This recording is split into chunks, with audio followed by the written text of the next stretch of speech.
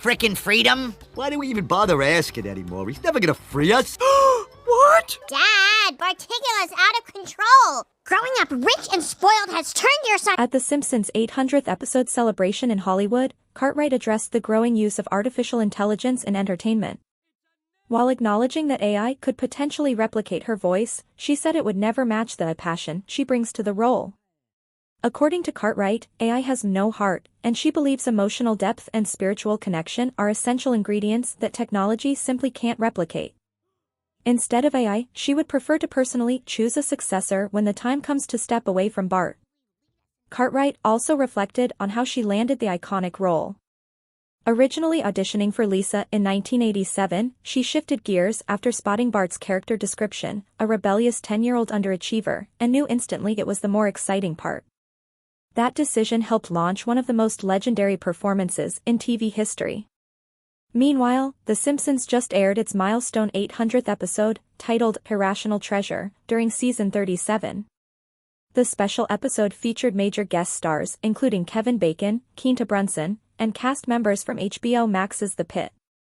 Showrunner Matt Selman revealed the episode pays tribute to the show's history, even recreating the animation style of the very first episode.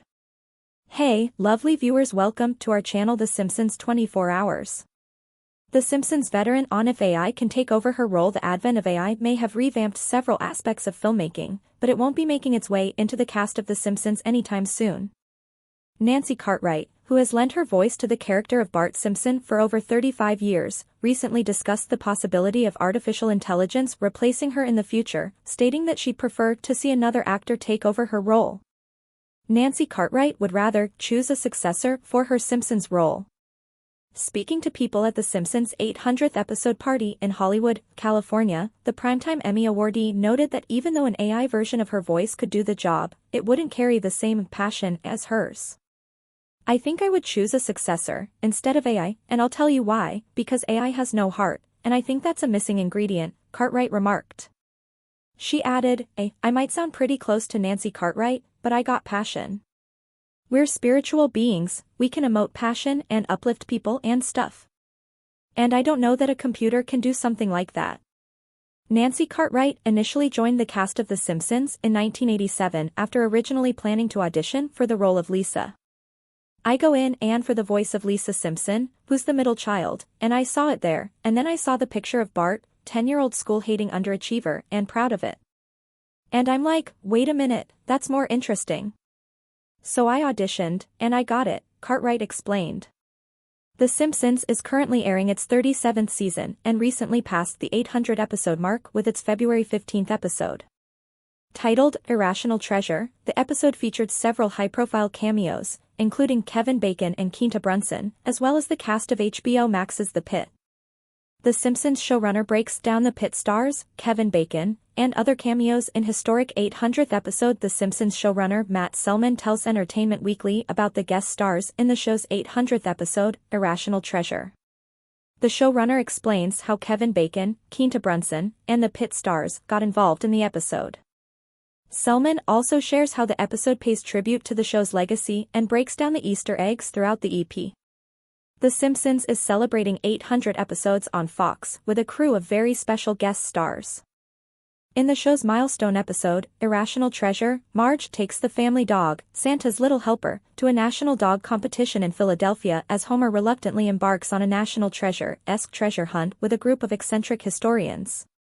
Entertainment Weekly spoke with Simpsons co-showrunner Matt Selman to discuss the guest stars, Easter eggs, and key moments in the historic 800th episode. Back to the beginning. The episode starts with a flashback to the first-ever episode of the animated sitcom, Simpsons roasting on an open fire, which saw the family welcome Santa's little helper into their home. To capture the look and feel of the first season of the show, Selman says that the animators adjusted the visual style for the opening sequence. It starts out as the actual Christmas scene where they get the dog from the first episode, and then we kind of take the scene further, he explains. We matched the animation style. I love the old animation style.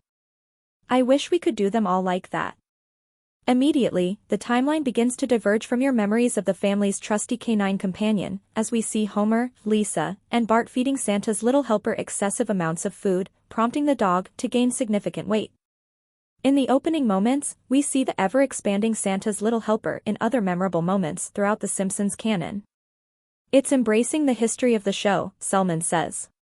We have those flashes of Homer as a stonecutter and then the Pie Man, and then he's in different outfits from famous Homer episodes as we do crazy time jumps over both the 1 year and 40 years that the show has existed at the same time. Like, the characters are always the same age, yet they've had almost 40 years of adventures. So did it all happen in one crazy year? Did it happen in 40 years? Neither? Both? Selman reiterates his position that The Simpsons shouldn't be beholden to one singular timeline with strict canonical boundaries. The real paradox of this is that the dog becomes fat, and yet, in none of those subsequent episodes is the dog fat, Selman reflects. So if you love strict adherence to the rules of consistency in canon, it might be inflammatory to you. And I'm sort of on the record as being a little bit cavalier with that stuff. So obviously the dog has not been a fat dog the whole time they've had the dog, but we wanted to do a fat dog story and a story about how Marge is the only one who is the tough parent with the dog. She forms a deeper connection to the dog in trying to keep it healthy. Diving into the pit. Santa's little helper reaches a breaking point after eating several grapes out of Marge's ambrosia salad, prompting an intense visit to the veterinary hospital, where Noah Weil, Catherine LaNasa, and Taylor Dearden portray animated versions of their characters from HBO Max's The Pit. Mike Price, the co-producer of this episode, is a huge The Pit fan, and we thought it'd be a fun way to spice up the veterinary scene by giving it the intensity and melodrama of this terrific show, Selman says. And then we convinced Noah and some of the other actors to play intense vet cartoon versions of themselves. But I think it came from Mike, because I know he was just the hugest fan of that show from the get-go and how crazy and intense it was. Selman notes that The Simpsons was quicker to jump on the Pit train than it has been to incorporate other pop cultural phenomena. Usually we're like 5 years late or 13 years too late to something, but we're actually not super late to the Pit, since season 2 is just coming out right now, he says.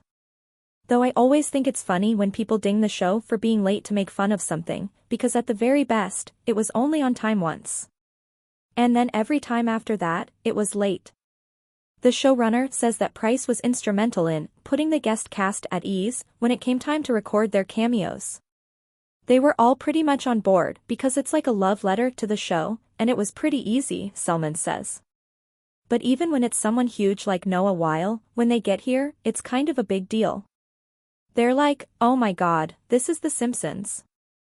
This is a huge part of culture. This has been on for my whole life. It can be a lot for them to take in once they're actually here. And Mike is so good at directing them and keeping them chill.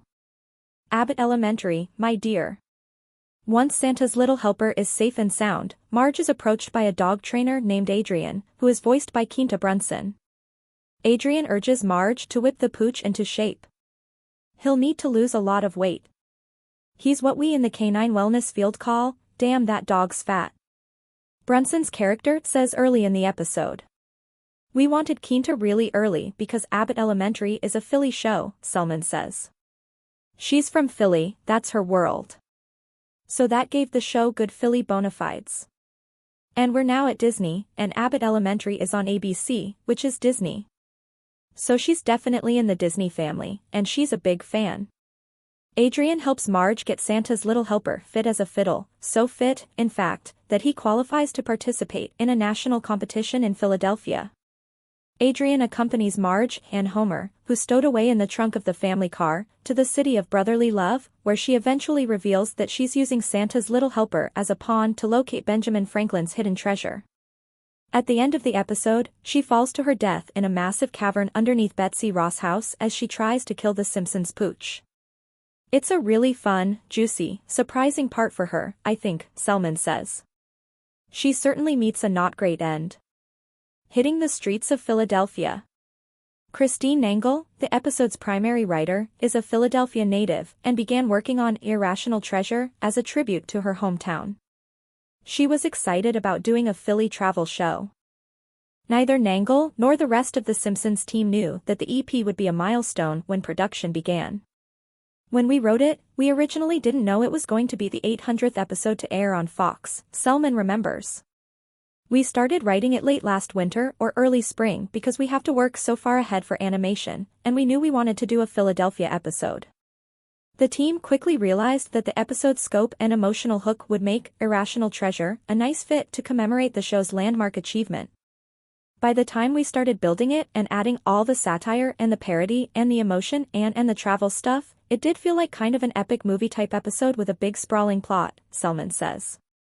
I love telling a story using the specifics of both famous and non-famous parts of a place like Philadelphia to tell both a crazy adventure story that is a nonsense plot about this conspiracy, but also a deep emotional story about Marge's connection to the dog and what it means to give your love to a pet. He continues.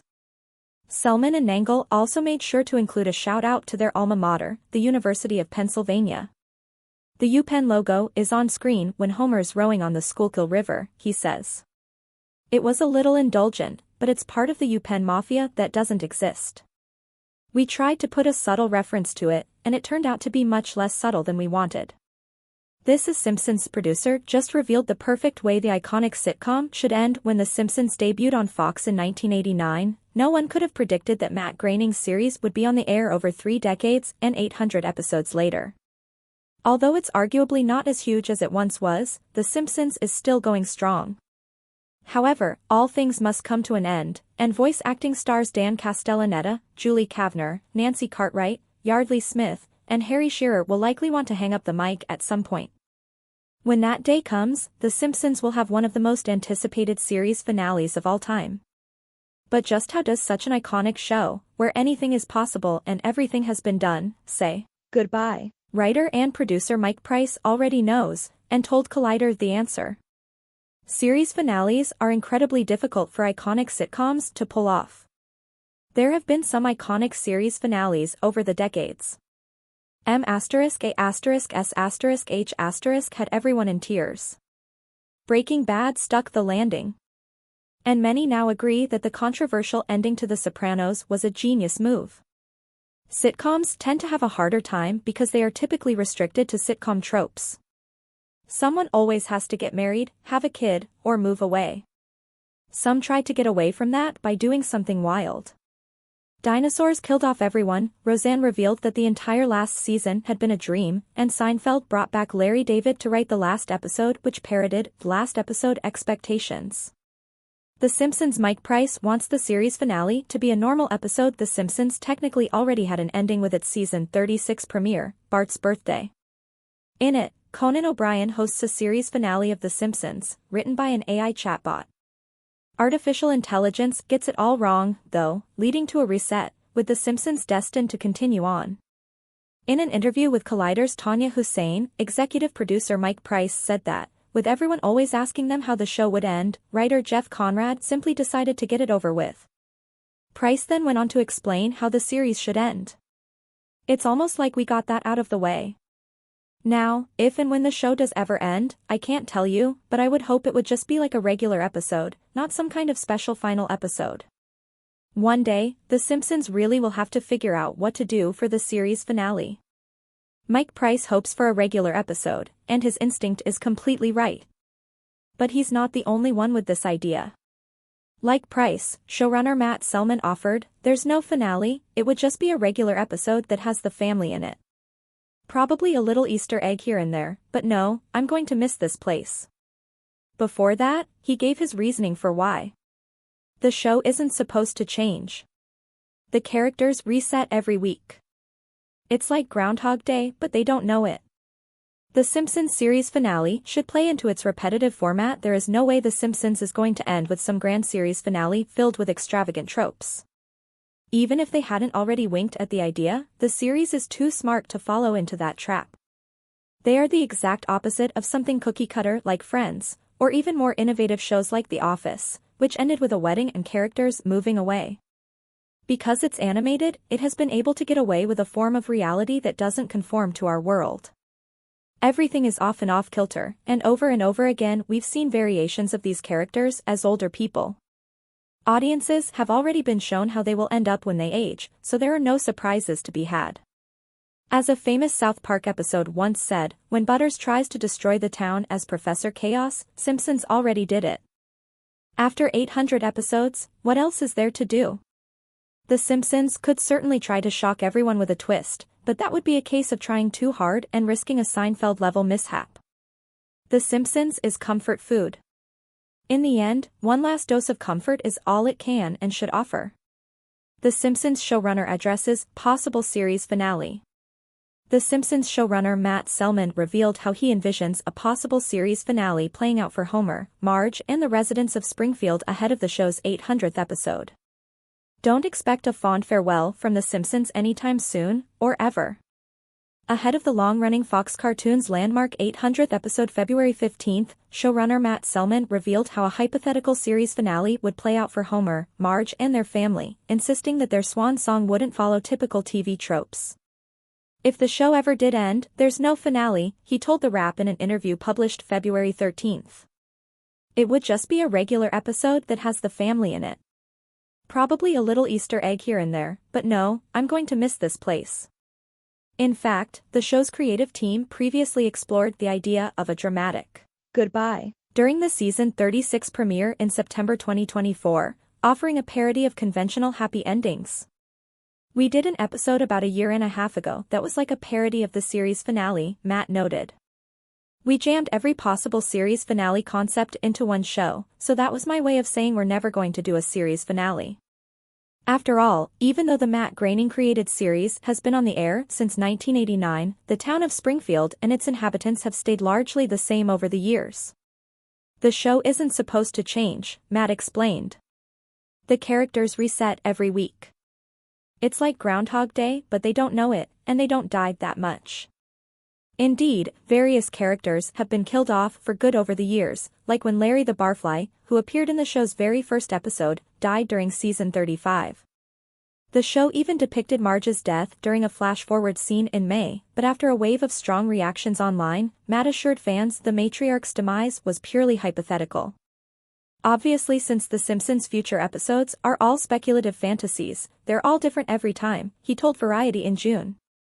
Marge will probably never be dead ever again. The only place Marge is dead is in one future episode that aired 6 weeks ago. As The Simpsons celebrates its 800th episode, keep reading for more on the beloved animated sitcom.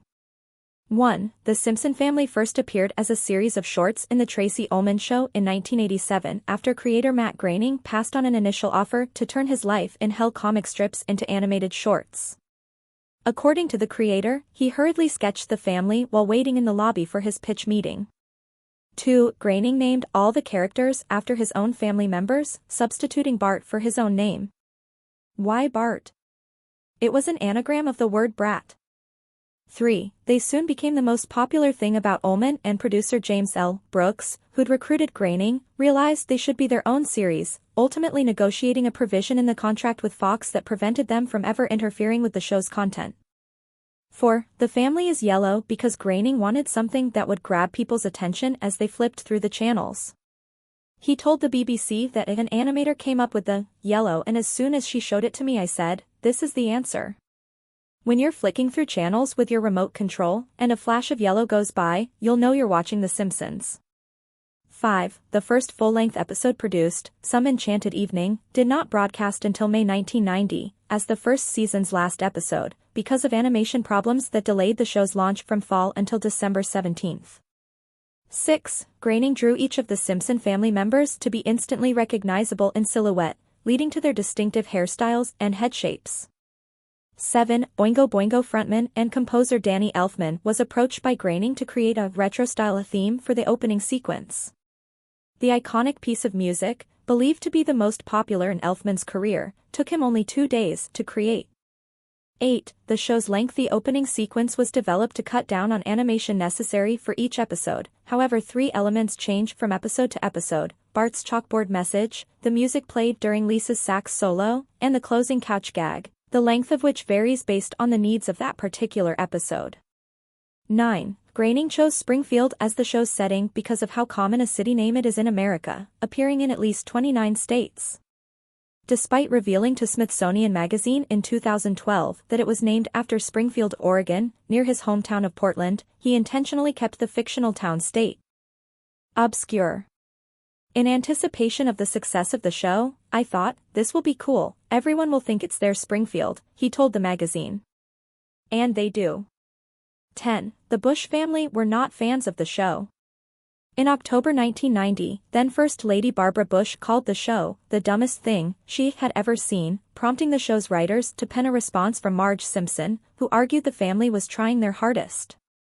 The First Lady then apologized. In early 1992, then-President George H.W. Bush said, during a speech for his failed re-election campaign, "We are going to keep on trying to strengthen the American family, to make American families a lot more like the Waltons and a lot less like the Simpsons." The writers responded in the show's very next broadcast, a rerun, with an opening showing the family watching the speech as Bart replies, "Hey, we're just like the Waltons. We're praying for an end to the Depression, too." 11. While the show has been a mainstay on Sunday evenings for much of its run, its initial success there, becoming the first Fox series to rank among the season's top 30 highest-rated shows in its first season, prompted the network to move it to Thursdays, airing opposite The Cosby Show, then the #1 show. It would remain there until season 6, when it was moved back to Sundays. 12. Yeardley Smith, the voice of Lisa, is the only main cast member who regularly voices only one character.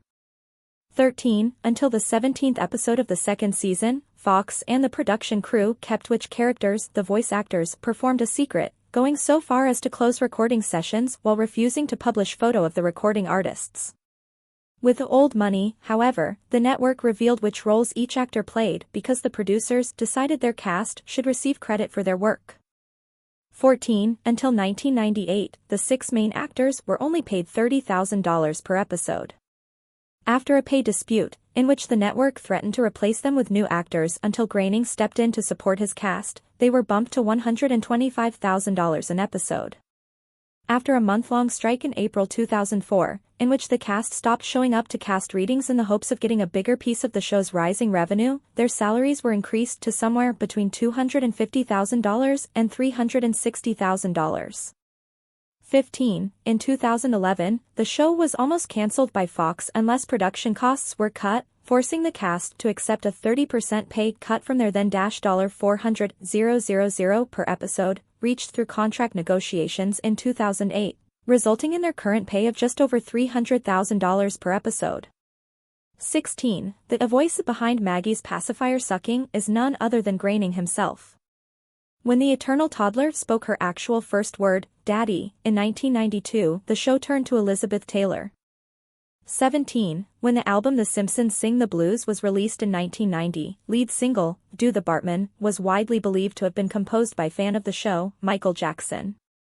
Brooks claimed that it was actually written by Jackson's friend, Brian Loren, who remains the sole credited songwriter.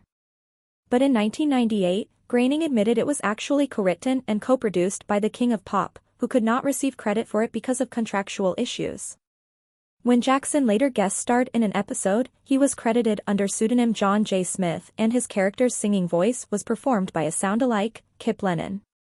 18. Jackson wasn't the only famous guest star to perform under a pseudonym. In the second season, Dustin Hoffman played Lisa's substitute teacher, Mr. Bergstrom. Unsure he wanted to be tied to a cartoon, he chose the name Sam Eddick for his credit, a play on the word Semitic. 19. The reason Krusty the Clown and Homer look so similar? The satirical conceit that I was going for at the time was that The Simpsons was about a kid who had no respect for his father but worshipped a clown who looked exactly like his father, Groening explained. Early plans for Homer to be revealed to be moonlighting as the clown were considered to be too complicated for the show and scrapped. 20. A 2003 episode revealed Homer's email address to be chunkylover53@aol.com. The episode's writer, Matt Selman, registered the address beforehand and within minute of the show airing, the inbox had hit its message limit. 21. While Homer's dough has been added to the Oxford English Dictionary, the expression appears in script simply as an annoyed grunt. Dan Castellaneta, the actor who's played him for 3 decades, says he's based the sound off of Jimmy Finlayson's duo in the Laurel and Hardy films. 22. While nearly everyone in The Simpsons is drawn with only 4 fingers, only one character gets an extra 5th digit, God. 23. The show has something of a knack for predicting the future. In the year 2000, the episode Bart to the Future mentioned Donald Trump had been president of the United States at one time and left the nation broke. In 1998's When You Dish Upon a Star, 20th Century Fox was revealed to be a division of the Walt Disney Company, which famously happened 19 years later. 24. In 1992, Ullman sued Fox, claiming her show was the source of The Simpsons' success and she should share in the profits. The claim was ultimately thrown out of court. 25. In 1997, a life-size replica of The Simpsons house was built in Henderson, Nevada for a contest sponsored by Fox and Pepsi. After decorators painstakingly recreated the 2,200-square-foot, 4-bedroom home, the winner, a retired factory worker from Kentucky, opted for a $75,000 cash prize over the home, which cost $120,000 to build, and it was sold in 2001 after it was stripped of its unique coloring. 26. The show has been dubbed into Japanese, German, Spanish, Portuguese, both Standard French and Quebec French, and Arabic. For the latter, because of Islamic customs, Homer drinks soda instead of beer and eats Egyptian beef sausages instead of hot dogs. His name in the Arabic version is Omar Shamshum. 27. The actors behind the French dubs of Homer and Marge, Philip Paythew and Veronique Augureau, met during auditions and got married a decade later. 28. Homer is the only character who has dialogue in every single episode. 29. In 1999, Time included Bart in the Time 100, their list of the century's 100 most influential people. He was the only fictional character on the list. 30. If you were to watch every episode of the series broadcast over the last 30 years, it would take you over 14 full days. The Simpsons showrunner on reaching 800 episodes, and it's a freaky future prediction. Springfield is celebrating its octocentennial. On Sunday, The Simpsons is hitting a major milestone, airing a landmark 800th episode, 8 p.m. on Fox. There was never a point where I went to bed thinking, the show is probably going to end. We're going to have to pack it up and clean all the crap out of our offices, showrunner Matt Selman told Page 6. It's set in Springfield, following the antics of the iconic cartoon family, including Homer, Dan Castellaneta, Marge, Julie Kavner, Lisa, Yardley Smith, Bart, Nancy Cartwright, and baby Maggie. The 800th episode involves the family taking a trip to Philadelphia, and includes a satire of HBO Max medical drama, The Pit, featuring Noah Weil. Selman said that because the show's ratings have been steady, he never feared cancellation, and when Fox merged with Disney in 2019 and the show hit Disney+, a whole new generation of younger fans fell in love with the show and it became their favorite show. Selman has been with The Simpsons for over 20 years since 1997, beginning as a writer before moving to exec producer in 2005 and showrunner. Over the years, The Simpsons has eerily seemed to predict future events, such as the Disney/Fox merger or the Trump presidency. It's unnerving, said Selman. It sort of makes you think maybe we live in a simulation, or something like that, he joked. But, I always say that the more unlikely thing would be that we never predicted anything. Because I consider these to be coincidences. And if there's no coincidences, that's very unlikely. The showrunner noted, although the coincidences that we did happen to predict are pretty freaky. Over the years, he said, The Simpsons hasn't hit any major roadblocks. The network doesn't really weigh in that much creatively. So maybe there were little things we would have liked to push harder in terms of broadcast standards. I don't remember them, he explained. He added that the team feels lucky that they haven't experienced that kind of setback creatively of someone saying, oh, you can't do this. You can't do that. Selman acknowledged The Simpsons is not trying to be a South Park. As The Simpsons hits 800 episodes, here are 7 of the best ever. Sunday, February 15th, The Simpsons airs its 800th episode, extending its reign as the longest-running scripted primetime series in TV history. The landmark episode, titled Irrational Treasure, premieres on the television schedule on February 15th at 8 p.m. Eastern Time/Pacific Time on Fox, kicking off a historic doubleheader. Since debuting as a standalone series on Fox in 1989, the animated juggernaut created by Matt Groening has become the longest-running scripted primetime series in TV history. It has outlasted presidents, formats, and entire eras of television. And somehow, Springfield keeps going. With the milestone episode airing this week, it's the perfect time to look back at 7 of the best episodes ever, the ones that defined the show's golden age, showcased its emotional depth, and proved why Homer, Marge, Bart, and Lisa remain cultural fixtures. It's rare for a TV series to become generational infrastructure. The Simpsons did that somewhere around season 8, and just kept going.